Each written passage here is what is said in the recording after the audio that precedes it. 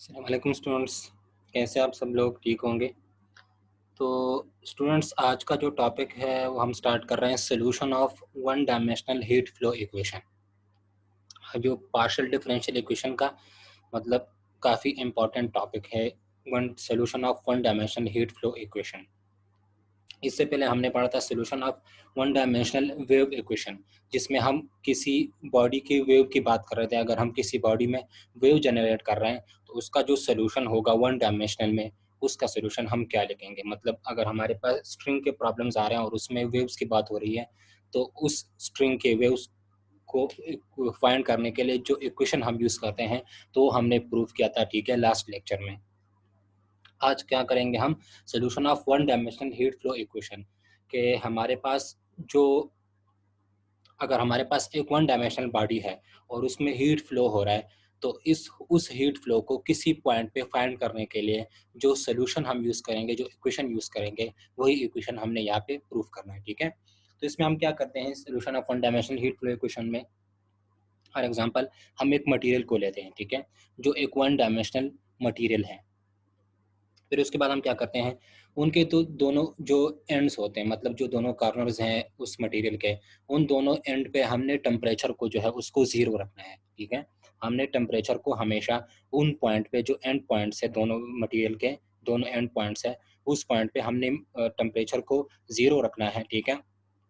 फिर हमने क्या करना है, किसी टाइम पे उस मटेरियल को किसी भी टाइम पे हमने थोड़ी सी हीट देनी है, ठीक है।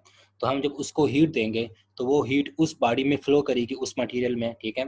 तो हमने ये देखना है कि वो हीट उस बॉडी में किस तरह से फ्लो करती है, और अगर हमने किसी पार्टिकुलर टाइम पे उस हीट को फाइंड करना है, मतलब जो मटेरियल में फ्लो कर रहा है, अगर हमसे कोई पूछे कि इस पार्टिकुलर टाइम पे, इस टाइम पे इस बॉडी में या इस मटेरियल में जो हीट फ्लो होगा वो कितना होगा, तो उस हीट फ्लो को फाइंड करने के लिए जो इक्वेशन हम यूज़ करेंगे वो हम यहाँ पे प्रूव करेंगे, ठीक है। तो इसलिए हम यहाँ पे इसको कहते हैं solution of one dimensional heat flow equation. मतलब हम एक वन डायमेंशनल मटेरियल को लेंगे और उस वन डायमेंशनल मटेरियल को एक्स एक्सिस पे रखेंगे, ठीक है। फिर उसके जो दोनों एंड्स हैं उस पे टेम्परेचर को ज़ीरो रखेंगे हमेशा, और किसी टाइम पे उस पे जाके किसी भी टाइम पे उसको थोड़ा सा हीट देंगे, ठीक है। जब हम उसको थोड़ा सा हीट देंगे तो हीट उस मटेरियल में से फ्लो होगी। तो हमने ये देखना है कि अगर हम किसी पार्टिकुलर टाइम पे अगर वहाँ पे उस मटेरियल में हीट की फ्लो को फाइंड करना चाहें, ठीक है, तो इस हीट फ्लो को हम किस तरह फाइंड करेंगे, उसका इक्वेशन क्या होगा, वो हमने यहाँ पे प्रूव करना है, ठीक है। तो उसके लिए हम क्या करेंगे, हम कहते हैं कि लेट यू एक्स टी, हमने आपको याद होगा कि हमने जो वन डायमेंशनल वेव इक्वेशन हमने लिखा था उसमें हमने यू एक्स टी को यूज़ किया था, लेकिन यू एक्स टी को हमने वहाँ पे डिस्टेंस का डिस्प्लेसमेंट का नाम दिया था, ठीक है। यहाँ पे हम यू एक्स टी को जो है उसको टेम्परेचर का नाम देंगे, क्योंकि हम हीट में जो है उसमें टेम्परेचर की बात करते हैं, ठीक है। और स्ट्रिंग में हम किस चीज़ की बात करते हैं, वेव्स में हम डिस्टेंस की बात करते हैं। तो यहाँ पे हीट की बात हो रही है, तो हीट में हम किस चीज़ की बात करेंगे, टेम्परेचर की बात करेंगे। तो हम यहाँ पे कहेंगे कि let u x t be temperature of at any time t, ठीक है। कि हमारे पास let suppose u x t जो है ये टेम्परेचर है किसी टाइम टी पे, ठीक है। तो इनका जो one dimensional heat flow equation होगा, तो one dimensional heat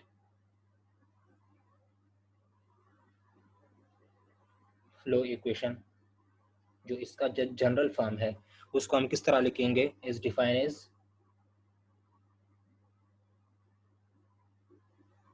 partial u by partial t is equal to c square partial square u by partial t square.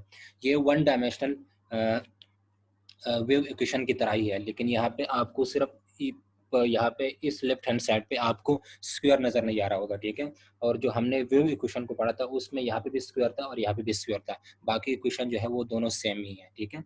तो हम क्या करेंगे, हमने कहा है कि let u x t be temperature at any time t. मतलब यू एक्स टी जो है, u is a function of x t, या यू जो है वो एक टेम्परेचर है किसी टाइम टी पे, ठीक है।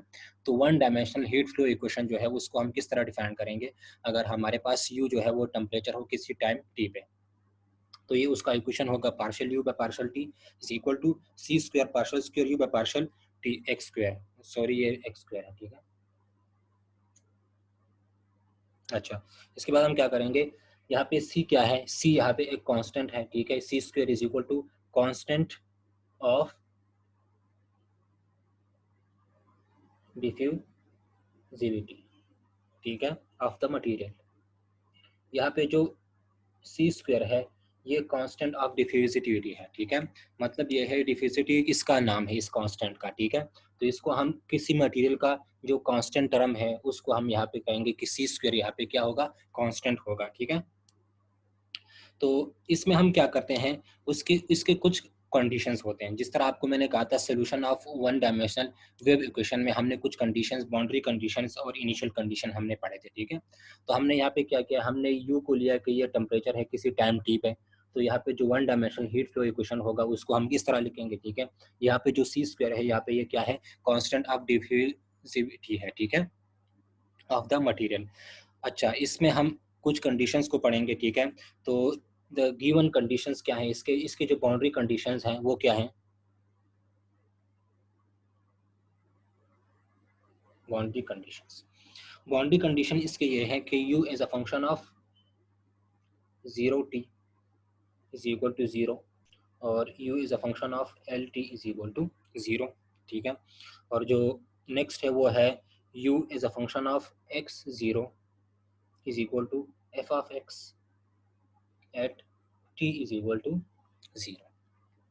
तो आपको मैं बाउंड्री कंडीशन समझा देता हूँ कि इसका मतलब क्या है। इसका मतलब ये है u is a function of 0t is equal to 0। इसका मतलब ये है कि हम अगर x को 0 रखेंगे तो वहाँ पे जो टेम्परेचर होगा वो 0 के इक्वल होगा, टाइम जो भी हो। लेकिन अगर हम x को 0 रखेंगे, जहाँ पे लेंथ 0 होगा वहाँ पे जो टेम्परेचर होगी वो 0 होगी, ठीक है। यहाँ पे आप ये बात नोट कर लें कि यहाँ पे जो u है ये टेम्परेचर को डिफाइन कर रहा है, ठीक है, ये टेम्परेचर को रिप्रेजेंट कर रहा है। हम वेव इक्वेशन में क्या करते थे, u को यहाँ पे डिस्टेंस को लेते थे, ठीक है। लेकिन यहाँ पे u क्या है, u जो है वो टेम्परेचर को शो कर रहा है। तो कह रहे हैं कि अगर हम x को 0 करेंगे तो टेम्परेचर जो है वो 0 होगा, ठीक है। फिर हमसे कह रहे हैं कि अगर हम x को l कर लें, मतलब टोटल लेंथ अगर हम ले लें, दूसरे एंड पे चले जाए मटेरियल के, तो वहाँ पे अगर हम u l t is equal to वो क्या होगा, वो भी 0 होगा। मतलब अगर हम x को l कर लें तो जो टेम्परेचर होगा वो फिर भी 0 होगा, ठीक है। फिर हमसे क्या कह रहे हैं कि u is a function of x0 is equal to f of x at t is equal to 0, कि अगर हम टाइम को 0 करेंगे तो जो टेम्परेचर होगा किसी पार्टिकुलर टाइम पे, मतलब उस टाइम पे जो टर्म 0 होगा तो वहाँ पे जो टेम्परेचर होगा वो किसी फंक्शन f ऑफ x के इक्वल होगा। अगर आपको याद हो one dimensional heat equation, heat wave equation में, sorry, one dimensional wave equation में हमने क्या पढ़ा था कि वहाँ पे भी हमने यही कंडीशंस पढ़े थे कि अगर हम x को 0 करते हैं तो वहाँ पे जो डिस्टेंस होगा वो 0 होगा, ठीक है। अगर हम l को 0 करेंगे तो u होगा वहाँ पे 0 होगा। अगर हम टाइम को 0 करेंगे तो u जो है वो f ऑफ x के इक्वल होगा। तो वही कंडीशंस यहाँ पे, सेम कंडीशंस यहाँ पे भी यूज़ होने हैं, ठीक है। तो अभी आपके लिए काफ़ी ईजी होगा क्योंकि आपने वो दूसरा टॉपिक इससे पहले पढ़ा होगा। तो इसमें हम क्या करेंगे, यहाँ पे इन कंडीशंस को समझने के लिए मैं आपको यहाँ पे डायग्राम जो है वो ड्रा कर देता हूँ कि हम इसको किस तरह से समझेंगे, ठीक है। तो हमसे कह रहे हैं कि u is a function of 0t is equal to 0, कि हम अगर x को 0 रख रहे हैं और टाइम जो भी हो तो टेम्परेचर जो है वो 0 होगा। अगर हम x को l रख रहे हैं, टाइम जो भी हो, तो u जो है वो 0 के इक्वल होगा, टेम्परेचर जो है वो 0 होगा, ठीक है। इसका मतलब क्या है, तो इसको समझने के लिए हम क्या करते हैं, हम एक एक्सिस को लेते हैं, ठीक है। ये एक एक्सिस है, ठीक है, सॉरी यहाँ पे ये एक एक्सिस है, ठीक है। इस एक्सिस में हमने क्या रखा है, इस एक्सिस में हमने एक मटेरियल रखा है, ठीक है। ये एक मटेरियल है, इस एक्सिस में हमने एक मटेरियल रखा है, इसको आप नाम देते हैं मटेरियल, ठीक है। यहाँ पे इसका जो डिस्टेंस होगा, यहाँ पे x इज इक्वल टू 0 होगा, ठीक है, क्योंकि यहाँ पे डिस्टेंस जो है वो 0 है। इसका जो टोटल लेंथ है मटेरियल का वो क्या है, l है, ठीक है। तो इस जगह पे x क्या होगा, इस जगह पे जो x है वो l के इक्वल होगा, ठीक है। तो हमसे क्या कह रहे हैं कि यहाँ पे जब x इज इक्वल टू 0 है तो u जो है वो 0 के इक्वल होगा, मतलब टेम्परेचर जो है वो 0 के इक्वल होगा। तो यहाँ पे हम क्या लिखेंगे, u is a function of 0t is equal to 0, ठीक है। अगर हम इस पॉइंट पे आ जाएं, अगर हमारे पास x is equal to l है, तो अगर हम x को एल कर लें तो टेम्परेचर फिर भी क्या होना चाहिए, 0 होना चाहिए, ठीक है। तो u as a function of l t is equal to 0। अच्छा, हमने क्या किया है, हमने अगर हम इस जगह पे टेम्परेचर को जो है यहाँ पे 0 रखना है हम, ठीक है। इस जगह पे भी हमने टेम्परेचर को 0 रखना है, तो इसके लिए हम क्या करेंगे, हम इस कॉर्नर पे और इस एंड पे, इन दोनों पे हम क्या रख लेंगे, आइस रख लेंगे, ठीक है। अगर हम यहाँ पे इस एंड पे और इस एंड पे क्या रख लेंगे, आइस रख लेंगे, तो यहाँ पे जो टेम्परेचर होगा वो 0 होगा, ठीक है। अगर हम इस जगह पे आइस को रख लेंगे तो टेम्परेचर 0 हो जाएगा। इस एंड पे हम अगर हम जाए, इस एंड पे भी अगर हम आइस को रख लें तो यहाँ पे भी जो टेम्परेचर है वो 0 होगा, ठीक है। उसके बाद हम क्या करते हैं, हम यहाँ पे किसी पार्टिकुलर टाइम पे यहाँ पे इसको हीट देते हैं, इस मटेरियल को, ठीक है। तो यहाँ पे जो हीट है उसका फ्लो होगा, तो वही हीट का फ्लो हमने यहाँ पे फाइंड करना है कि उस हीट के फ्लो को हम किस तरह फाइंड करेंगे, और उसका जो इक्वेशन होगा वो इक्वेशन हम किस तरह सॉल्व करेंगे, ठीक है। अगर आपके पास एक न्यूमेरिकल गिवन है और किसी पार्टिकल में या किसी मटेरियल में जो है वो हीट फ्लो कर रहा है, तो अगर आपसे कह रहे हैं कि इस पार्टिकुलर टाइम पे अगर आपने हीट फाइंड करना है तो आप क्या करेंगे, ठीक है। तो वही इक्वेशन जो हम प्रूव करेंगे वही इक्वेशन हम यहाँ पे यूज करेंगे उस पार्टिकुलर टाइम पे उस हीट को फाइंड करने के लिए, ठीक है। तो हमने यहाँ पे क्या किया कि अगर हम एक्स को 0 रख रहे हैं तो जो टेम्परेचर है वो 0 होगा। यहाँ पे अगर हम एक्स को एल कर रहे हैं तो जो टेम्परेचर है वो भी 0 की इक्वल होगा, ठीक है। टोटल लेंथ जो है वो एल है, तो हमने यहाँ पे इसके टेम्परेचर को 0 किस तरह रखना है, यहाँ पे इस एंड पे और इस एंड पे हम यहाँ पे आइस को रख लेंगे, ठीक है। इस जगह पे भी आइस को रख लें, इस जगह पे भी आइस को रख लें, तो यहाँ पे जो टेम्परेचर है वो 0 होगा और यहाँ पे जो टेम्परेचर है वो 0 होगा, ठीक है। फिर अगर हम टाइम को 0 रख लें, ठीक है, मतलब हमने इसको यहाँ पे हीट नहीं दी, ठीक है। तो हम अगर टाइम को 0 रख लें और यहाँ पे कुछ हीट यहाँ पे गिवन करते हैं, तो उस टाइम पे जो टेम्परेचर होगा और टेम्परेचर का जो फंक्शन होगा उसको हम क्या कहेंगे कि u जहाँ पे हो, टेम्परेचर जो है वो इक्वल होगा u is equal to function of x, ठीक है। तो यहाँ पे उम्मीद है अभी तक आपको समझ आ गया होगा, क्योंकि ये लास्ट टॉपिक से मतलब उससे बिल्कुल रिलेटेड ही है, लेकिन यहाँ पे जस्ट हीट फ्लो का नाम इन्होंने दे दिया है और यहाँ पे हम एक मटेरियल को यूज़ कर रहे हैं, ठीक है। और वहाँ पे हमने क्या किया था, हमने वहाँ पे एक स्ट्रिंग को लिया था और हम यहाँ पे हीट दे रहे हैं, ठीक है। और उसमें हम क्या करते थे, वहाँ पे हम स्ट्रिंग को जो है उसको खींचते थे और उसमें वेव्स प्रोड्यूस करते थे, ठीक है। तो हमने यहाँ पे टेम्परेचर को 0 रखना है एंड पे, ठीक है। तो यहाँ पे टेम्परेचर 0 होगा, यहाँ पे भी टेम्परेचर 0 होगा, ठीक है। यहाँ पे एक मटेरियल हमने लिया है जिसका टोटल लेंथ क्या है, एल है, ठीक है। अच्छा, इसके बाद हम क्या करेंगे, इसके सोल्यूशन की तरफ जाएंगे। जिस तरह हमने वन डायमेंशनल वेव इक्वेशन को लिया था, ठीक है, उसी तरह हम यहाँ पे सेम रूल्स हम यहाँ पे यूज़ करेंगे, ठीक है।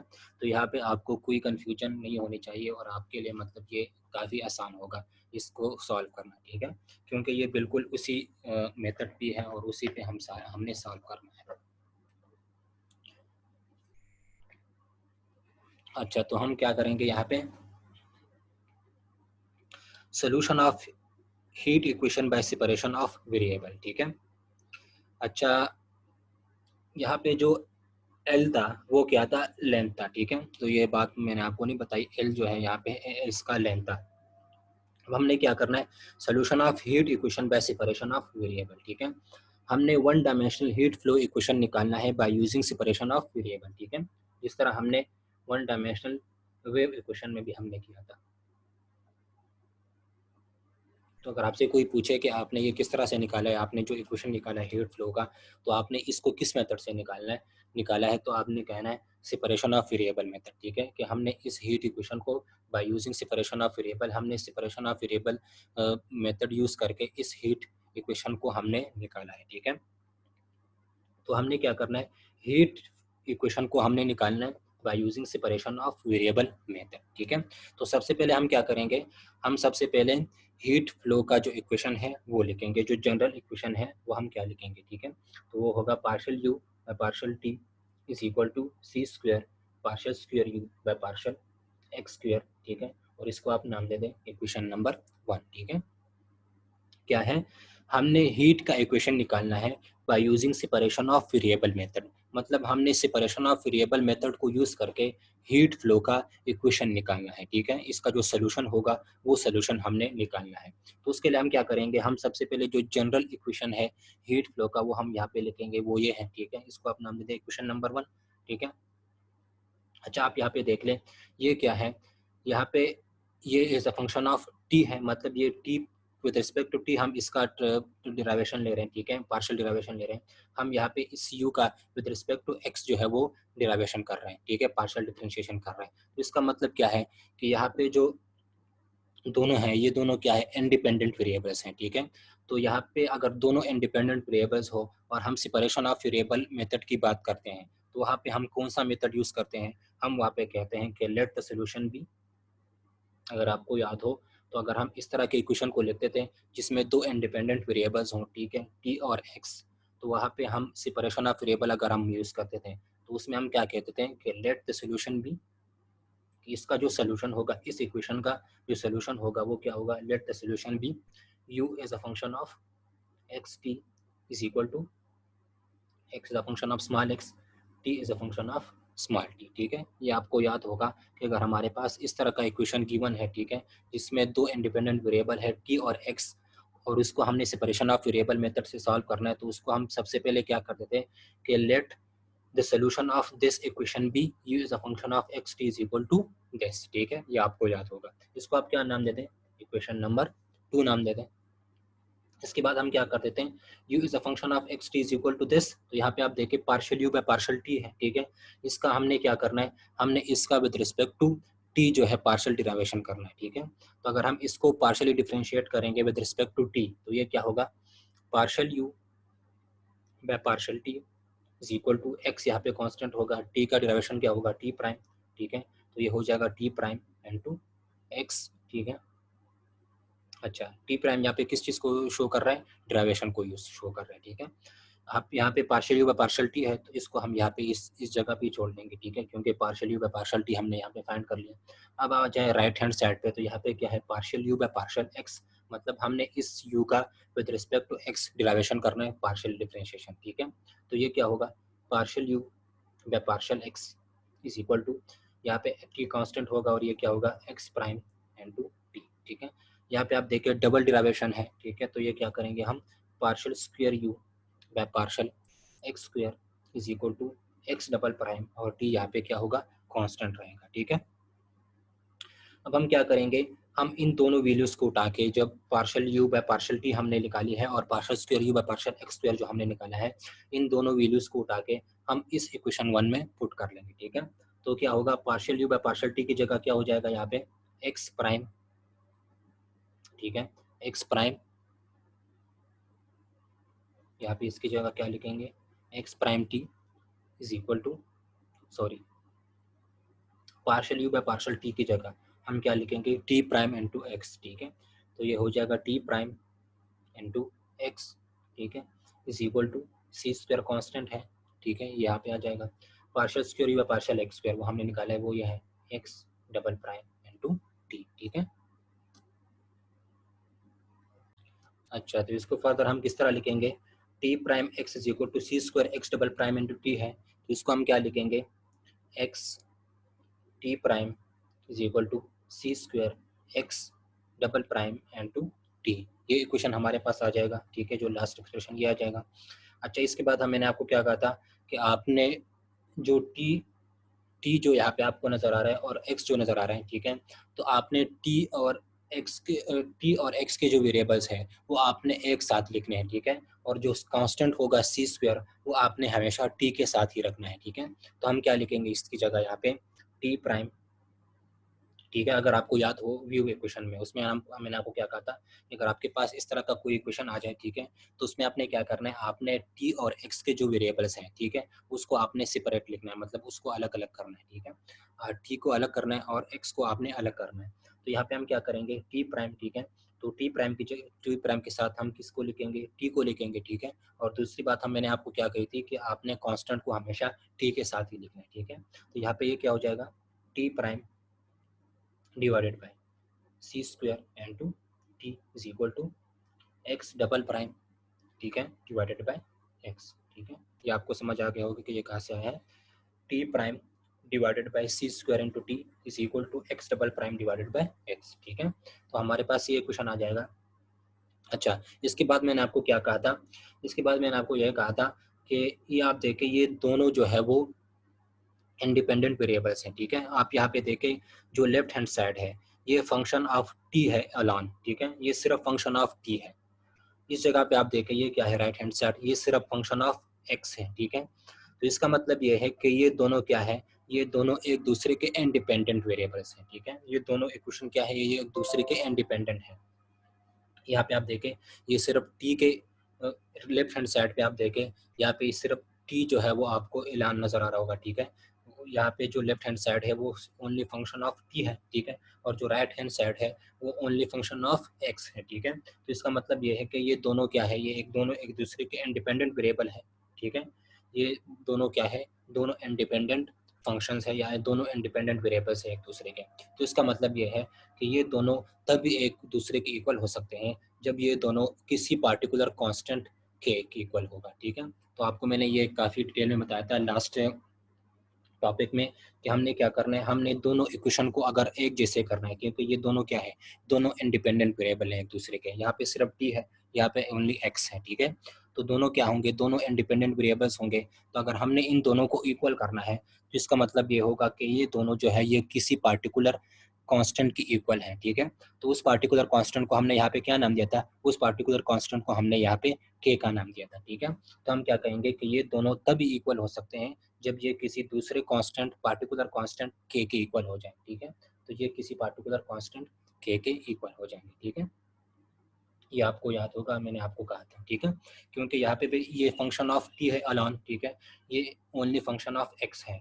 तो ये दोनों क्या हो गए, दोनों इंडिपेंडेंट वेरिएबल एक दूसरे के हो गए, ठीक है। तो इसका मतलब ये है कि ये दोनों इंडिपेंडेंट वेरिएबल एक दूसरे के हो गए, तो ये दोनों किसी कांस्टेंट के पार्टिकुलर कांस्टेंट के इक्वल होंगे, तब ही ये दोनों एक दूसरे के इक्वल हो सकते हैं, ठीक है। तो हमने क्या किया है, उस पार्टिकुलर कांस्टेंट के इक्वल कर दिया है इन दोनों को, ठीक है। तो पार्टिकुलर कांस्टेंट क्या होगा, के होगा, ठीक है।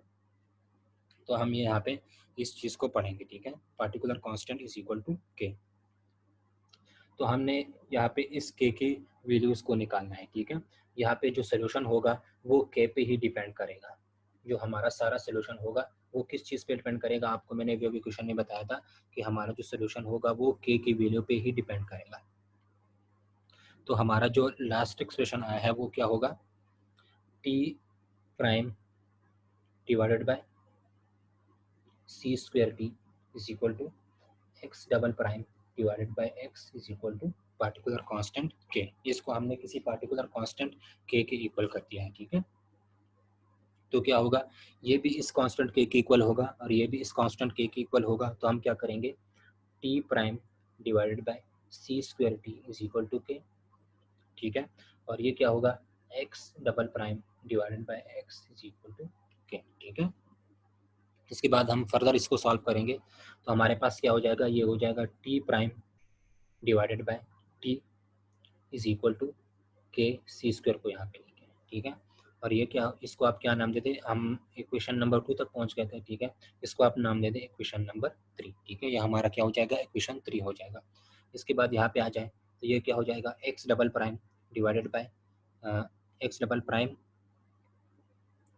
Divided by x is equal to k है, ठीक है। तो ये हमारे पास क्या हो जाएगा, x double prime is equal to k x, ठीक है। अगर हम इसको फर्दर लिखना चाहें तो क्या हो जाएगा, implies that के एक्स डबल प्राइम माइनस के एक्स इज इक्वल टू 0, ठीक है। तो हमारे पास यहाँ पे क्या आ जाएगा, एक्स डबल प्राइम, यहाँ पे आपको समझ आ गया हो कि मैंने क्या किया, x double prime is equal to k x, ठीक है। फिर के एक्स को इस साइड पे लेके आया हूँ तो ये क्या हो जाएगा, एक्स डबल प्राइम माइनस के एक्स इज इक्वल टू 0, ठीक है। तो एक्स डबल प्राइम माइनस के एक्स इज इक्वल टू 0, इसको आप नाम दे दें इक्वेशन नंबर 4, ठीक है। अच्छा, इसके बाद मैंने आपको क्या कहा था कि यहाँ पे इसकी जो इक्वेशंस, इस इक्वेशन के जो सॉल्यूशंस हैं, मतलब जो हीट फ्लो के जो इक्वेशन के सॉल्यूशन है वो इस के वैल्यू पे डिपेंड करते हैं, ठीक है। क्योंकि यहाँ पे के क्या है, के एक कांस्टेंट है, ठीक है। और कांस्टेंट के 3 वैल्यूज आ सकते हैं, ठीक है। तो वो वैल्यूज हमें यहाँ पे नहीं पता कि कांस्टेंट की वैल्यू क्या है, तो हमने उन तीनों केसेस को पढ़ना है, ठीक है। और उसमें से हमने जो इक्वेशन है उन इक्वेशन को निकालना है, ठीक है। और उन इक्वेशन को हमने ये देखना है कि उन इक्वेशन में कौन सा इक्वेशन जो है वो हमारे हीट फ्लो इक्वेशन कहलाने के लायक है, ठीक है। जिस तरह आपको मैंने वेव इक्वेशन में कहा था उसी तरह हमने यहाँ पे सेम करना है, ठीक है। हमने क्या करना है, जो हमारा सोल्यूशन होगा वो इस के वैल्यू पे डिपेंड करता है, ठीक है। के पे किस तरह डिपेंड करता है, क्योंकि के यहाँ पे क्या है, के एक कॉन्स्टेंट है, ठीक है। और कांस्टेंट की वैल्यूज कुछ भी हो सकती हैं, ठीक है। तो वो कांस्टेंट की वैल्यू हमें नहीं पता, तो हमने क्या करना है, हमने उन तीनों कांस्टेंट वैल्यूज को यूज करना है, क्योंकि कांस्टेंट या तो जीरो होगा या पॉजिटिव होगा या निगेटिव होगा, ठीक है। तो हमने उन तीनों केसेस को पढ़ना है, ठीक है। और उन तीनों केसेस में हम जब k is equal to zero put करेंगे, k को पॉजिटिव पुट करेंगे और k को निगेटिव पुट करेंगे, तो उन तीनों के केसेस के जो इक्वेशन आएंगे, उन इक्वेशन को हमने देखना है कि इन इक्वेशन में कौन सा इक्वेशन जो है वो हमारा हीट फ्लो इक्वेशन कहलाने के लायक है, ठीक है, जिस तरह हमने वेव इक्वेशन में पढ़ा था। तो आपको इतनी डिटेल में बताने की ज़रूरत नहीं है, क्योंकि आपको वेव इक्वेशन में पता चल गया होगा। तो हमने क्या करना है, हमने इस के लिए 3 केसेस को पढ़ना है, ठीक है, ठीक है।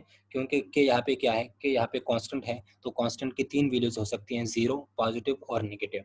तो हमने उन तीनों केसेस को यूज़ करना है, उसके इक्वेशन को निकालना है, और उन इक्वेशंस को हमने देखना है कि कौन सा इक्वेशन जो है, उस इक्वेशन को हम हीट फ्लो इक्वेशन बोल सकते हैं, ठीक है। Solution of one dimensional heat flow equation हम उसको बोल सकते हैं, ठीक है।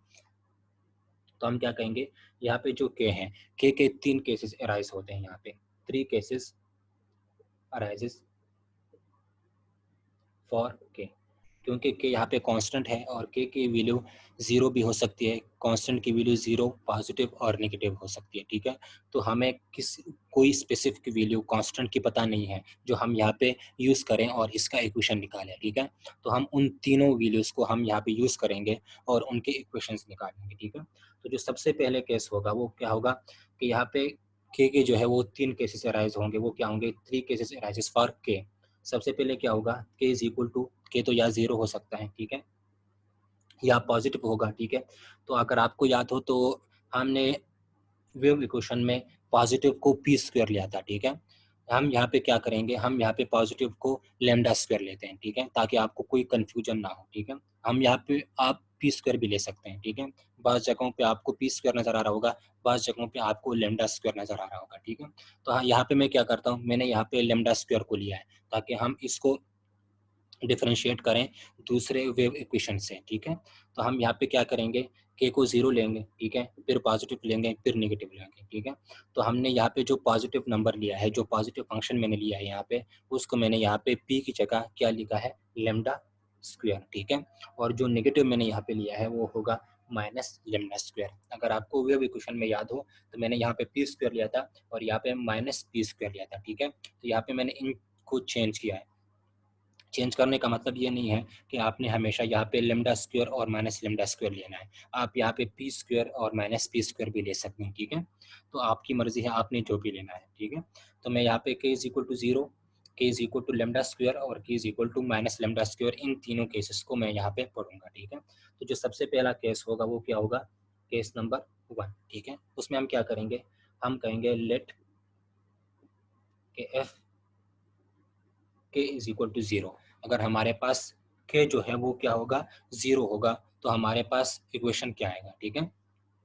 तो अगर हम के को जीरो रखेंगे तो हमारे पास जो इक्वेशन 3 होगा, ये क्या है, इक्वेशन 3, ठीक है।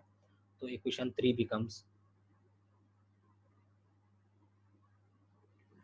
अगर हम केस नंबर 1 को ले लें तो केस नंबर 1 में हम क्या करेंगे कि अगर हम के को जीरो रख लें, ठीक है, if k is equal to zero, तो इक्वेशन 3 और 4 के साथ क्या होगा, ठीक है। तो हम कहेंगे कि इक्वेशन 3 बिकम्स, सबसे पहले हम इक्वेशन 3 को पढ़ेंगे, ठीक है।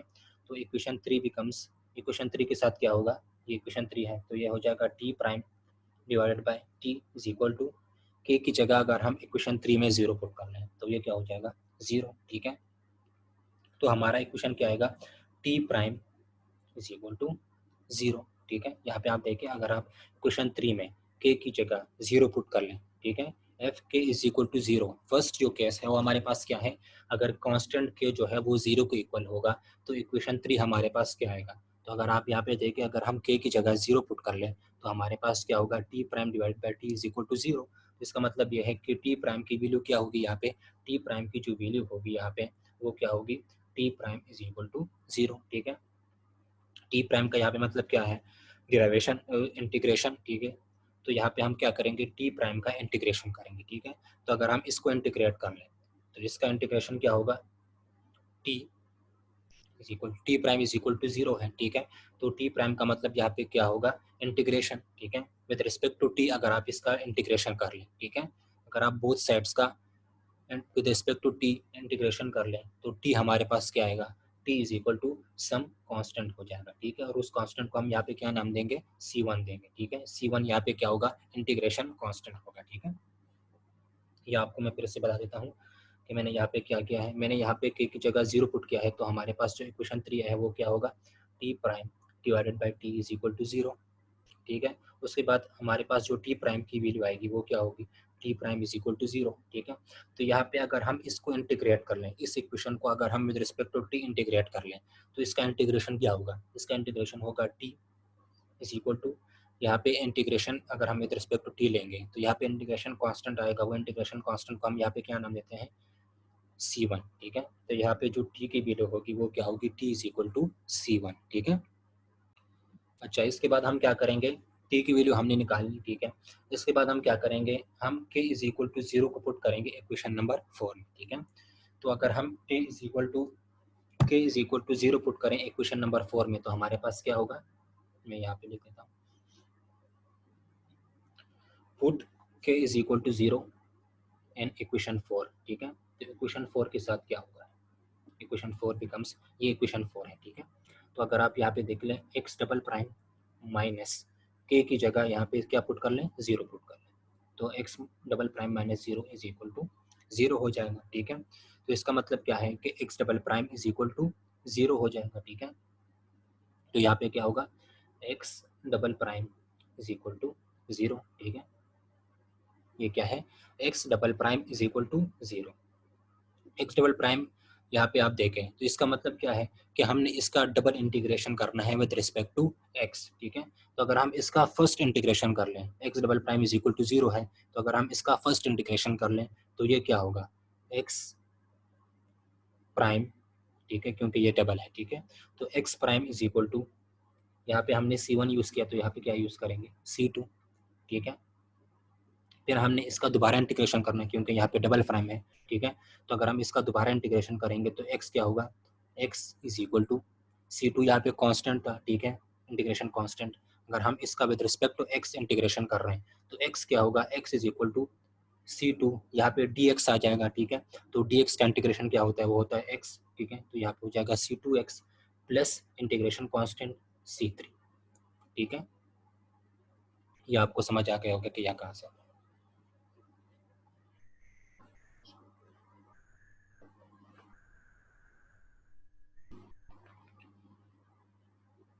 अच्छा, तो यहाँ पे मैंने क्या किया था, मैंने यहाँ पे k की वैल्यू जो है वो 0 पुट की थी, ठीक है, इक्वेशन नंबर 3 में, ठीक है। तो हमारे पास जो इक्वेशन 3 है वो ये आया था, ठीक है। उसके बाद मैंने आपको क्या कहा कि यहाँ पे x double prime is equal to 0 है, मतलब हमने इसका इंटीग्रेशन करना है with respect to x 2 times, ठीक है। तो अगर हम फर्स्ट टाइम इसका इंटीग्रेशन करेंगे विद रिस्पेक्ट टू एक्स तो ये क्या हो जाएगा, एक्स प्राइम, यहाँ पे क्या हो जाएगा, d by d x into x double prime, ठीक है। तो एक्स प्राइम क्या हो जाएगा, x prime is equal to some integration constant C2, ठीक है। फिर अगर हम इसका डबल इंटीग्रेशन कर लें, इसके बाद इसका इंटीग्रेशन कर लें तो ये क्या हो जाएगा, डी बाई डी एक्स यहाँ पे आ जाएगा, ठीक है। तो डी बाई डी एक्स इसका इंटीग्रेशन यहाँ पे क्या हो जाएगा, एक्स इज इक्वल टू, अच्छा यहाँ पे C2 के साथ क्या आएगा, dx आएगा क्योंकि हमने इंटीग्रेशन लेना है। तो dx का इंटीग्रेशन क्या होता है, उसका इंटीग्रेशन होता है x, ठीक है। तो C2x plus integration constant C3, ठीक है। तो x की वैल्यू हमारे पास ये आएगी, ठीक है। और हमारे पास जब इक्वेशन 3 में हमने k को 0 पुट किया था तो जो t की वैल्यू आई थी, t की वैल्यू क्या थी, t is equal to C1 था, ठीक है। हमारे पास t की वैल्यू क्या आई थी, t is equal to C1 आया था जब हमने क्या किया था, हमने k is equal to 0 put किया था इक्वेशन 3 में। जो t की वैल्यू आई थी, t की वैल्यू क्या थी, C1 आई थी, ठीक है। अब हम क्या करेंगे, हमने x की वैल्यू भी निकाल ली और हमने t की वैल्यू भी निकाल ली, ठीक है। अब हम क्या करेंगे, हम इस x और t को वैल्यू को उठा के इक्वेशन 2 में पुट करेंगे, ठीक है। जो हमने इक्वेशन 2 यहाँ पे कंसीडर किया था उस इक्वेशन 2 में हम x और t की वैल्यू पुट करेंगे और इसका जो कंप्लीट सोल्यूशन है वो निकालेंगे जब k क्या होगा, k जब 0 होगा, ठीक है। तो हमारे पास जो कंप्लीट सोल्यूशन होगा जब k इज इक्वल टू 0 है, ठीक है, जब k इज इक्वल टू 0 होगा तो complete solution u of x T को हम क्या लिखेंगे, u ऑफ एक्स टी यहाँ पे मैं पहले लिख देता हूँ कि वो क्या था, x इंटू टी, ये था, ठीक है, इक्वेशन नंबर 2। इसका कंप्लीट सोल्यूशन क्या होगा, u is a function of x t is equal to x की जगह इस वैल्यू को पुट कर लें, ठीक है। तो ये क्या हो जाएगा, C2x प्लस C3 ये x की वैल्यू है, ठीक है, मल्टीप्लाई बाय t, t की वैल्यू हमने क्या निकाली है C1, ठीक है, तो यहाँ पे हो जाएगा C1, ठीक है। तो u की वैल्यू क्या होगी जब k इज इक्वल टू 0 है, u की वैल्यू हमारे पास हो जाएगी C1 C2x प्लस C3, ठीक है। u की वैल्यू क्या होगी या टेम्परेचर की वैल्यू क्या होगी जब हम k को 0 रख रहे हैं, u is equal to C1 bracket C2x plus C3, ठीक है, ये हमारे पास क्या होगी u की वैल्यू होगी, ठीक है। तो हम क्या पहुंच सकते हैं, हम इक्वेशन नंबर 4 तक पहुंच गए थे, ठीक है। इस इक्वेशन को आप क्या नाम देते हैं, इक्वेशन नंबर 5 नाम देते हैं, ठीक है इसको। इसके बाद हमने क्या करना है, इसके बाद हमने पढ़ना है केस नंबर 2, ठीक है। केस नंबर 2 हमारे पास क्या होगा, केस नंबर 2 होगा कि अगर हम के को क्या रख रहे हैं, के को अगर हम पॉजिटिव रख लें तो हमारे पास जो इक्वेशन आएगा वो इक्वेशन क्या होगा, या जो कंप्लीट सोल्यूशन होगा वो कंप्लीट सोल्यूशन क्या होगा अगर हम के को क्या रख रहे हैं, के को अगर हम पॉजिटिव ले रहे हैं, ठीक है। तो आपको हमने क्या क्या कहा स्टार्ट में कि हम यहाँ पे जो के को ले रहे हैं पॉजिटिव को, उसको मैंने क्या नाम दिया यहाँ पे लेमडा स्क्वायर का मैंने नाम दिया, ठीक है। लेमडा स्क्वायर हम यहाँ पे क्यों ले रहे हैं, मैं आपको फिर से दोबारा बताता हूँ कि लेमडा स्क्वायर हम यहाँ पे इसलिए ले रहे हैं कि अगर हमारे पास निगेटिव में भी आ जाए तो स्क्वायर क्या करता है, स्क्वायर नेगेटिव को पॉजिटिव में कन्वर्ट कर देता है, ठीक है। सो अगर आप किसी भी टर्म का अगर आप स्क्वायर ले रहे हैं और वो नेगेटिव होगा तो वो हमेशा पॉजिटिव में चेंज हो जाता है, ठीक है, स्क्वायर उसको पॉजिटिव में कन्वर्ट कर देता है, ठीक है। तो हम यहाँ पे पॉजिटिव ले रहे हैं, ठीक है, तो इसलिए हम यहाँ पे लेमडा स्क्वायर को यूज़ कर रहे हैं, लेमडा को जस्ट यूज़ नहीं कर रहे हैं। अगर हम सिर्फ लेमडा को यूज़ करते हैं तो लेमडा की वैल्यू नेगेटिव में भी आ सकती थी, तो हम तो यहाँ पे केस को पढ़ रहे हैं के इज इक्वल टू पॉजिटिव, ठीक है। तो हमारे पास हमेशा पॉजिटिव आंसर आना चाहिए के का, इसलिए हम यहाँ पे कर रहे हैं लेमडा स्क्वायर, क्योंकि स्क्वायर क्या कर देता है, वो नेगेटिव को पॉजिटिव में कन्वर्ट कर देता है, ठीक है। तो यहाँ पे हम क्या लिख लेंगे, के की जगह हम यहाँ पे k is equal to lambda square यहाँ पे ले लेंगे, ठीक है। तो इसके बाद हम क्या करेंगे, अगर हम k is equal to lambda square ले रहे हैं और इसको इक्वेशन 3 में पुट कर लें, ठीक है। अगर हम केस नंबर 2 में k is equal to lambda square को ले लें और इसको इक्वेशन 3 में पुट कर लें तो इक्वेशन 3 हमारे पास क्या आएगा, ठीक है। तो हमारे पास इक्वेशन 3 क्या था, इक्वेशन 3 में यहाँ पे फिर से दे देता हूँ कि इक्वेशन 3 हमारे पास था t prime divided by t is equal to k c square, ठीक है। ये हमारे पास क्या था, इक्वेशन नंबर 3। तो हमने क्या करना है, हमने केस नंबर 2 में k is equal to lambda square put करना है इक्वेशन 3 में, और हमने देखना है कि इसका जो इक्वेशन है वो क्या निकलता है, ठीक है।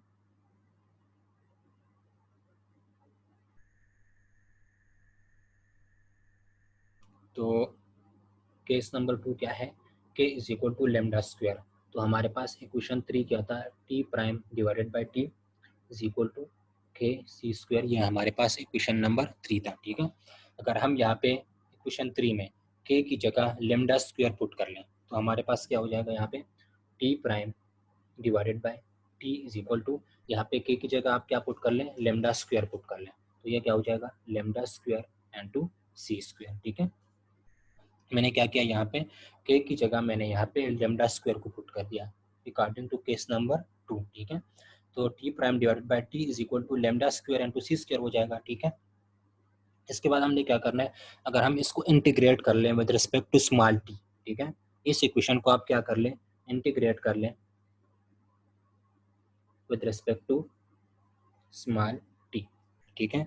इस इक्वेशन को आप इंटीग्रेट कर लें with respect to small t, तो आप देखें यहाँ पे क्या है, t prime divided by t, ठीक है।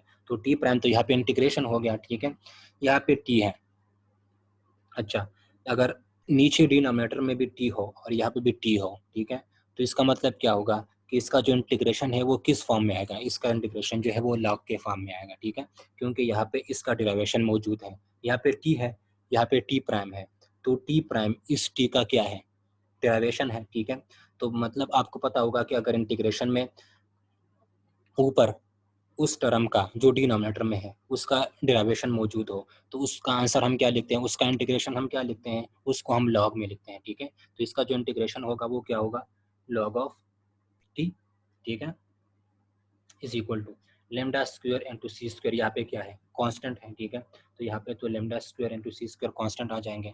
हमने इंटीग्रेशन क्या लिया था, with respect to small t लिया था, तो यहाँ पे इसके साथ क्या आएगा, डी टी इंटीग्रेशन में, ठीक है।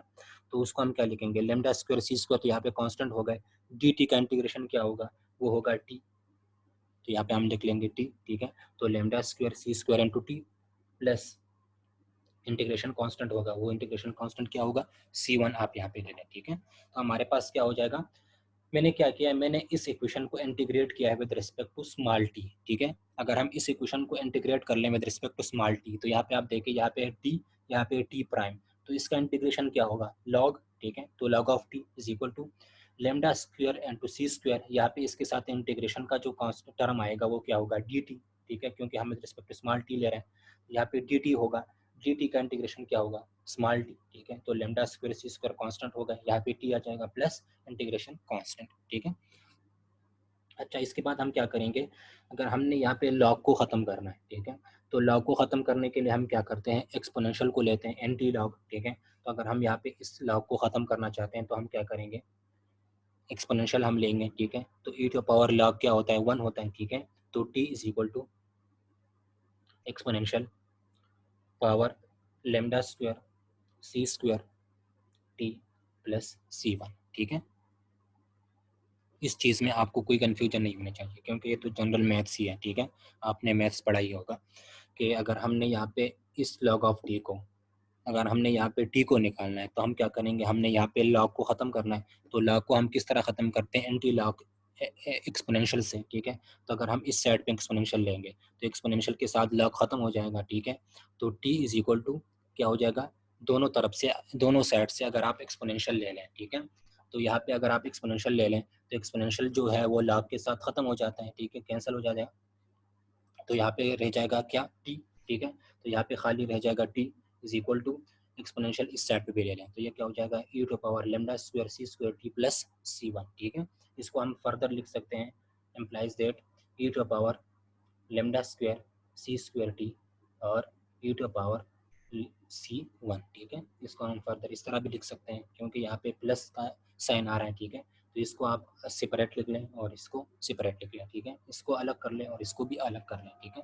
तो ये क्या हो जाएगा, t is equal to e to power lambda square c square t e to power C1, ठीक है। अच्छा, इसके बाद हम क्या करते हैं, हम कहते हैं कि ई टू पावर C1, इसको हम कोई कांस्टेंट नाम देते हैं, ई टू पावर C1 को हम नाम दे देते हैं C1 का, ठीक है। उसको आप क्या नाम देते हैं, ई टू पावर C1 को आप यहाँ पे नाम दे दें C1, कि ये C1 के इक्वल है, ठीक है। यहाँ पे नजर नहीं आ रहा, यहाँ पे जो ई टू पावर C1 है, इसको मैंने क्या कहा है कि इसको आप नाम ले दें, let suppose e to power C1 is equal to C1, ठीक है। इसको आप किस चीज़ की इक्वल कर लें, C1 के इक्वल कर लें, ठीक है। तो यहाँ पे हमारे पास जो इक्वेशन होगा वो क्या होगा, t is equal to e to power C1 की जगह आप यहाँ पे क्या पुट कर लें, C1 पुट कर लें, ठीक है। तो ये हो जाएगा C1 e to power lambda square c square into t, ठीक है। तो ये हमारे पास क्या हो गया, ये हमारे पास t की वैल्यू आ गई, ठीक है। मैंने क्या किया, मैं आपको दोबारा बताता हूँ। इसके बाद मैंने यहाँ पे क्या किया है, नेचुरल लॉग लिया, ठीक है, क्योंकि मैंने यहाँ पे टी की वैल्यू निकालनी है, तो एक्सपोनेंशियल में दोनों साइड से लूँगा, तो एक्सपोनेंशियल और लॉग जो है वो एक दूसरे के साथ कैंसिल हो जाएंगे, ठीक है। तो टी इज इक्वल टू इस साइड पे भी एक्सपोनेंशियल होगा, तो ये आ जाएगा एक्सपोनेंशियल के फॉर्म में, ठीक है। फिर यहाँ पे C1 है, ठीक है, और ये यहाँ पे प्लस का साइन है, ठीक है। तो इन दोनों को अगर हम अलग लिख लेंगे तो इस फॉर्म में हो जाएगा। फिर मैंने यहाँ पे क्या किया, मैंने यहाँ पे आपको कहा है कि ई टू पावर C1, इसको मैं एक कांस्टेंट C1 का नाम देता हूँ, ठीक है। तो यहाँ पे इसकी जगह मैंने क्या लिखा है, C1, ठीक है। तो t is equal to C1 e to power lambda square c square into t, ठीक है। तो ये हमारे पास t की वैल्यू हो गई जब हम k को लेमडा स्क्वायर पुट कर रहे थे, ठीक है। इसके बाद हम क्या करेंगे, हम k is equal to lambda square को पुट करेंगे इक्वेशन नंबर 4 में, ठीक है, और देखेंगे कि x की वैल्यू क्या आएगी, ठीक है। तो आपको याद होगा इक्वेशन 4 हमारे पास क्या था, x डबल प्राइम माइनस के एक्स इज इक्वल टू 0, ये हमारे पास इक्वेशन 4 था, ठीक है। तो इसमें हम क्या करेंगे, k is equal to lambda square यहाँ पे पुट कर लेंगे, तो ये क्या हो जाएगा, एक्स डबल प्राइम माइनस के की जगह यहाँ पे क्या पुट कर लें, lambda square, x is equal to 0 हो जाएगा, ठीक है। अच्छा, x double prime minus lambda square x is equal to 0, अगर हम इसको डी ऑपरेटर के फॉर्म में लिखना चाहें, x double prime minus lambda square x is equal to 0, ठीक है। ये आप देखें ये एक पार्शियल डिफरेंशियल इक्वेशन है विद कांस्टेंट कोएफिशिएंट, ठीक है। तो अगर हमने इसको डी ऑपरेटर के फॉर्म में लिखना है तो इसको डी ऑपरेटर के फॉर्म में हम किस तरह लिखेंगे, यहाँ पे एक्स डबल प्राइम है तो इसकी जगह हम क्या लिखेंगे, अगर एक्स प्राइम होता तो हम लिखते हैं डी, ठीक है। तो यहाँ पे क्या है एक्स डबल प्राइम, तो एक्स डबल प्राइम की जगह हम यहाँ पे क्या लिखेंगे डी ऑपरेटर के फॉर्म में d square minus lambda square into x is equal to 0, ठीक है। तो ये आपको पता होगा कि ये इक्वेशन इससे किस तरह से आता है, ठीक है। क्योंकि हम यहाँ पे d को क्या ले रहे हैं, d को हम यहाँ पे d बाई डी एक्स की इक्वल ले रहे हैं, ठीक है। तो यहाँ पे आप देखिए एक्स डबल प्राइम है, एक्स डबल प्राइम का मतलब क्या है डबल डिराइवेशन। तो यहाँ पे हम d को क्या ले रहे हैं, d is equal to d by d x. अगर मैं आपको कहूँ तो यहाँ पे जो d है वो क्या है, d is equal to d by d x है, ठीक है। यहाँ पे d क्या है, d is equal to d by d x है। यहाँ पे एक्स डबल प्राइम का मतलब क्या है, d square divide by d x square, ठीक है। तो यहाँ पे D square divide by d x square अगर मैं लिख लूँ तो यहाँ पे क्या आ जाएगा, डी स्क्वायर आ जाएगा। तो यहाँ पे इसलिए एक्स डबल प्राइम की जगह मैंने यहाँ पे क्या लिखा है, डी स्क्वायर लिखा है, ठीक है। डी यहाँ पे किसकी इक्वल है, डी यहाँ पे डी बाई डी एक्स की इक्वल है, ठीक है। तो हम यहाँ पे क्या करेंगे, डी की जगह अगर हम डी बाई डी एक्स को पुट कर लें तो वापस हमारे पास ये इक्वेशन आ जाएगा, ठीक है। तो एक्स डबल प्राइम आप यहाँ पे किस चीज़ को शो कर रहे हैं, एक्स डबल प्राइम यहाँ पे डबल डिराइवेशन को शो कर रहे हैं, ठीक है। तो अगर हम यहाँ पे ये लिख लें D square x divided by d x square, ठीक है।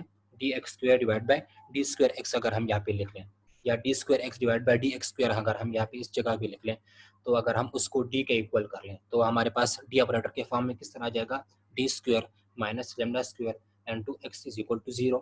यहाँ पे जो डी है वो किसकी इक्वल है, डी बाई डी एक्स की इक्वल है, ठीक है। तो ये तो आपको पता ही होगा कि इसको हम किस तरह करते हैं, ठीक है। अच्छा, इसके बाद हम क्या करेंगे, d square minus lambda square x is equal to 0। इसको आप देखें ये क्या है, ये second order linear partial differential equation है विद कांस्टेंट कोएफिशिएंट, ठीक है।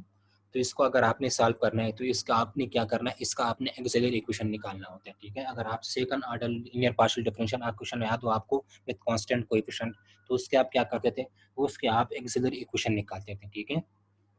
तो अगर हम इसका एक्सिलरी इक्वेशन निकालेंगे तो हमारे पास क्या होगा,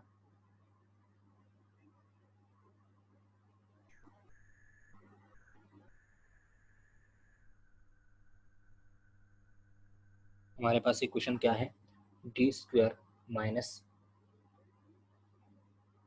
lambda square x is equal to 0। ये कहाँ से आया है, हमारे पास इक्वेशन क्या था, x double prime minus lambda square x is equal to 0। तो आपको मैंने कहा कि यहाँ पे जो एक्स डबल प्राइम है वो डबल डिराइवेशन को यूज शो कर रहा है, ठीक है।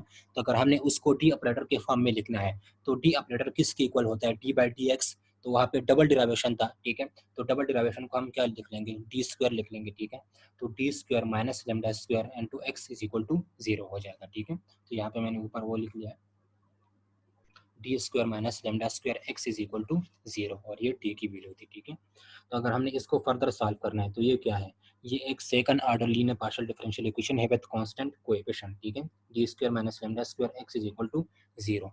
तो इसका एक्सिलरी इक्वेशन क्या होगा, अगर हम इसके एक्सिलरी इक्वेशन को निकालना चाहें तो इसका एक्सिलरी इक्वेशन क्या होगा, टी की जगह हम क्या पुट करते हैं, एम पुट करते हैं। तो यहाँ पे क्या हो जाएगा, टी की जगह एम, तो ये हो जाएगा m square minus lambda square, यहाँ पे जो टर्म होता है उसकी जगह हम क्या पुट करते हैं, 1 पुट करते हैं, ठीक है। तो m square minus lambda square is equal to 0, ठीक है। डी की जगह मैंने क्या पुट किया है, डी की जगह हमने एम पुट किया क्योंकि हम एक्सिलरी इक्वेशन को निकाल रहे हैं, ठीक है। तो आपको ये पता होगा कि डी की जगह हम एम को पुट करते हैं तो ये हो जाएगा m square minus lambda square, x की जगह हम क्या पुट करते हैं, 1 हम उसको लेते हैं। लेट सपोज हम कहते हैं कि एक्स जो है वो 1 की इक्वल होता है, ठीक है। तो हमारे पास इक्वेशन क्या हो जाएगा, जो एक्सिलरी इक्वेशन है वो हो जाएगा m square minus lambda square is equal to 0, ठीक है। इसको अगर हम फर्दर सॉल्व कर लें तो हमारे पास m की वैल्यू क्या आएगी, m is equal two plus minus lambda, ठीक है। अगर हम यहाँ पे इसको फर्दर सॉल्व कर लें, m square minus lambda square is equal to 0, अगर हम यहाँ से m की वैल्यू को निकालना चाहें तो m की वैल्यू क्या होगी, m is equal two plus minus lambda होगा, ठीक है। तो ये हमारे पास m की वैल्यू आ गई। अच्छा, आपको मैंने कहा था कि अगर आपके पास एक्सिलरी इक्वेशन के जो रूट्स हैं वो इस फॉर्म में आ रहे हैं, अगर आपको याद हो प्लस माइनस पी, कि वो मतलब पॉजिटिव और नेगेटिव दोनों में आ रहे हैं, ठीक है। तो इसका जो कम्प्लीमेंट्री फंक्शन होगा या इसका जो सोल्यूशन होगा वो सोल्यूशन हम क्या लिखेंगे? अगर आपको याद हो तो आपको मैंने वेव इक्वेशन में कहा था कि अगर आपके पास जो m के रूट्स हैं या जो ऑक्सिलरी इक्वेशन के रूट्स हैं वो इस फॉर्म में आ रहे हैं, प्लस माइनस लेमडा इस फॉर्म में आ रहे हैं, ठीक है, या प्लस माइनस पी के फॉर्म में आ रहे हैं, अलजेब्रिक के फॉर्म में आ रहे हैं, तो इसका जो इक्वेशन होगा या इसका जो कम्प्लीमेंट्री फंक्शन होगा वो हम किस तरह लिखेंगे, ठीक है। तो आपको मैंने कहा था कि उसको आपने क्या लिखना है, C1 e to the power mx plus C2 e to the power minus mx, ठीक है। अगर आपको याद होगा तो उसका कम्प्लीमेंट्री फंक्शन हम क्या लिख देते हैं, C1 e to the power mx plus C2 e to the power minus mx। ये आपको मैंने कहा था कि अगर आपके पास इस फॉर्म में एक्सिलरी इक्वेशन के रूट्स आ रहे हैं, ठीक है, m की वैल्यू अगर आपके पास इसकी इक्वल है तो यहाँ पे जो कम्प्लीमेंट्री फंक्शन होगा वो इस फॉर्म में आएगा, ठीक है। तो हम क्या लिखेंगे यहाँ पे, C1 e to the power mx plus C2 e to the power minus mx, ठीक है। यहाँ पे आप देखिए x की बात हो रही है तो हम क्या लिखेंगे, capital X is equal to C1 यहाँ पे। तो हम यहाँ पे देखिए C1 को हम यहाँ पे नहीं लिखेंगे क्योंकि हमने यहाँ पे ऑलरेडी C1 को यूज़ किया हुआ है, तो C1 की जगह हम यहाँ पे क्या लिखेंगे, C2, क्योंकि हमने टी में C1 को ऑलरेडी यूज़ किया हुआ है, ठीक है। तो यहाँ पे हम क्या लिखेंगे, C2 e to the power m की जगह क्या लिख लेंगे, फर्स्ट पॉजिटिव, ठीक है। तो ये क्या हो जाएगा, lambda into x plus C2 e to the power minus, यहाँ पे क्या है माइनस वाले, यहाँ पे सॉरी ये दोनों पॉजिटिव में आते हैं, ठीक है।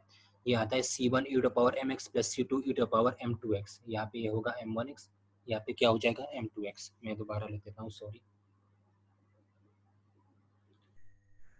अगर आपके पास m के जो रूट्स हैं वो इस फॉर्म में आ रहे हैं तो इसका जो कम्प्लीमेंट्री फंक्शन होगा वो क्या होगा, C1 e to the power m1x plus C2 e to the power m2x, ठीक है। ये उसका कम्प्लीमेंट्री फंक्शन होगा। तो यहाँ पे x की बात हो रही है, आपको मैं कह रहा था, तो मैं लिख लूँगा x is equal to C1 है यहाँ पे, तो हम यहाँ पे C1 को यूज़ नहीं करेंगे। क्यों यूज़ नहीं करेंगे, क्योंकि हमने C1 को ऑलरेडी यहाँ पे यूज़ किया है। तो हम क्या कहेंगे, C2 e to power m1 यहाँ पे क्या है, पॉजिटिव x है, पॉजिटिव लेमडा है, ठीक है। तो ये हो जाएगा lambda into x plus C2 की जगह यहाँ पे C3 e to power m2 यहाँ पे क्या है, माइनस लेमडा, तो ये हो जाएगा माइनस लेमडा इंटू एक्स, ठीक है। तो हमारे पास जो x की वैल्यू आएगी वो ये होगी, ठीक है। यहाँ पे मैं t की वैल्यू देता हूँ, t की वैल्यू क्या है हमारे पास, t is equal to C1 e to power lambda square C square into t, ठीक है। ये हमारे पास t की वैल्यू आई थी जब हमने k is equal to lambda square put किया था इक्वेशन नंबर 3 में, तो हमारे पास t की वैल्यू ये आई थी, ठीक है।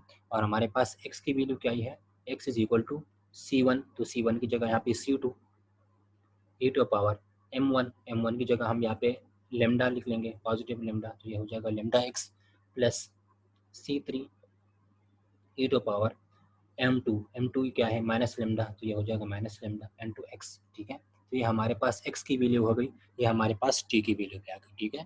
तो हमने x की वैल्यू भी निकाल ली, t की वैल्यू भी निकाल ली, जब हम क्या कर रहे थे, k को पॉजिटिव ले रहे थे, ठीक है। तो मैंने क्या किया है, जब हम k को पॉजिटिव ले रहे थे और वो पॉजिटिव क्या था, लेमडा स्क्वायर, तो अगर हमने केस नंबर 2 में k is equal to lambda square put किया है तो हमारे पास जो t की वैल्यू आई है वो ये है और जो x की वैल्यू आई है वो ये है, ठीक है। इसके बाद हम क्या करेंगे, हम t और x की वैल्यू को उठा के इक्वेशन 2 में पुट करेंगे और हम देखेंगे जो हमारा कंप्लीट सोल्यूशन है वो क्या होगा, ठीक है। तो आपको याद होगा कि इक्वेशन 2 हमारे पास क्या था, u is a function of x, t is equal to x into t, ठीक है। ये हमारे पास इक्वेशन 2 था, ठीक है।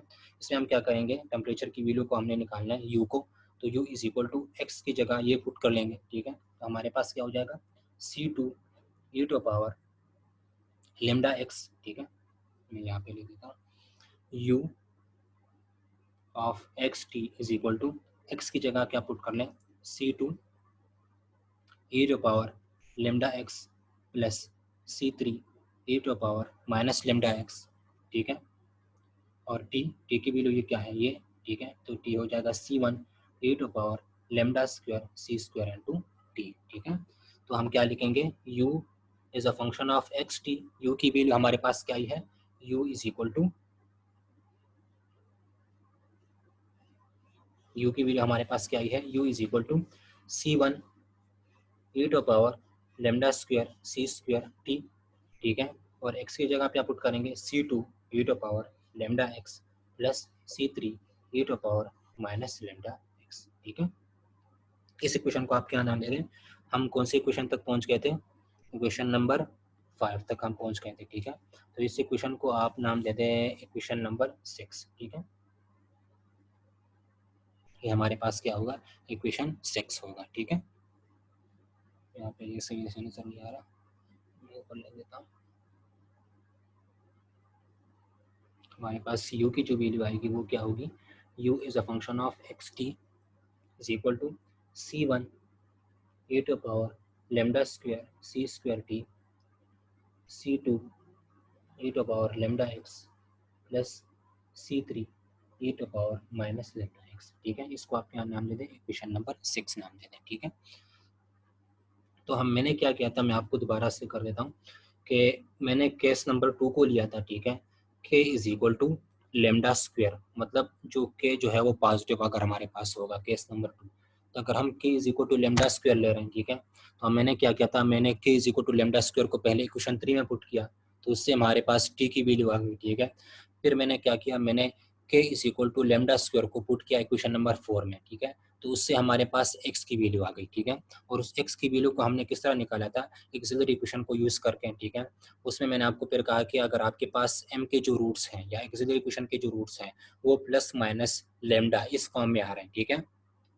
तो उसका जो कम्प्लीमेंट्री फंक्शन होगा वो कम्प्लीमेंट्री फंक्शन क्या होगा? c1 e to power m1x plus c2 e to power minus e to power m2x। ठीक है, तो हमने वहाँ पे m1 और m2 की वैल्यू पुट कर ली, तो उससे हमारी x की वैल्यू आ गई। ठीक है, तो हमने t की वैल्यू भी निकाल ली, x की वैल्यू भी निकाल ली। ठीक है, तो हमें t और x दोनों पता चल गई। ठीक है, तो हम क्या करेंगे, t और x की वैल्यू को उठा के इक्वेशन नंबर 2 में पुट कर लेंगे, तो वहाँ से हमारे पास जो u की वैल्यू है, u की वैल्यू हमारे पास आ जाएगी। ठीक है, तो u की वैल्यू क्या है? वो u की वैल्यू हमारे पास ये आई है। ठीक है, c1 e to power lambda square c square t bracket c2 e power lambda x plus c3 e power minus lambda x। ठीक है, ये हमारे पास u की वैल्यू आई है जब हमने k is equal to positive लिया था लेमडा स्क्वायर। ठीक है,